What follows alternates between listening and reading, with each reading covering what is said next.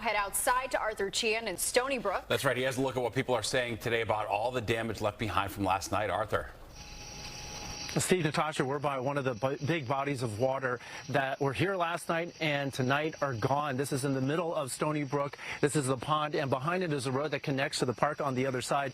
And you can see that road is pretty much wiped out. Officials here tell us that they thought the storm was coming, but was mainly going to the north of them, staying in Connecticut. That was not the case. Not only did they get 10 inches of rain out here, but 7 inches of it came down in just 1 hour alone.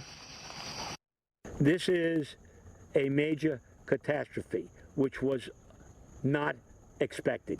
Storms left a wide swath of damage along a significant portion of northern Suffolk County.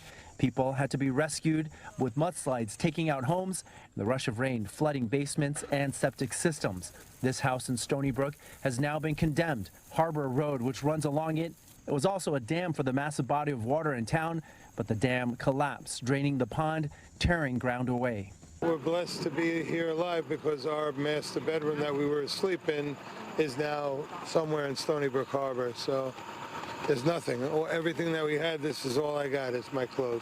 Roads and bridges were wrecked from Smithtown to Stony Brook, unable to handle the sheer force of the sudden deluge. Cars submerged, becoming a regular sight for us this summer as we're covering storm after storm. With damage to Stony Brook University's campus, student move-in has been canceled until at least Wednesday. Over 100 students already in had to be evacuated and are in hotels tonight, according to County Executive Ed Romaine. Sir, could I please actually come up from there? Romaine and other officials spent the day trying to protect people from themselves while managing the crisis. Residents started going into rushing waters, including at Stump Pond in Smithtown. The dam holding the historical 100-acre body of water broke from the pressure of all the rain. Officials say emptying out hundreds of thousands of gallons of water, along with wildlife, including fish. Officials tell us Stump Park here was built in the 1790s. They cut off the wood and left the stumps behind. Now take a look at what's on the ground that's green. We're not supposed to be able to see any of it. It's supposed to be covered by several feet of water, and officials say in just the last few hours it's gone down about 8 feet, and the water that remains in here continues to drain out. Swans trapped and left behind were seen struggling in the mud, and people who got in got bogged down.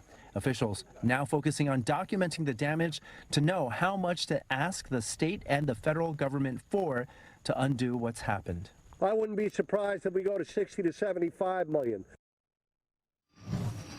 Now, because that pond drained over in Smithtown, the Long Island Railroad says they had to suspend some service, and the MTA tonight warning that they don't think that service will be back online in time for the morning rush hour. They say because of that, try to use other branches or make alternative plans. We're live in Suffolk County tonight. Arthur Chian, Fox 5 News. Steve, Natasha, back to you guys. All right, thanks, Arthur. So devastating.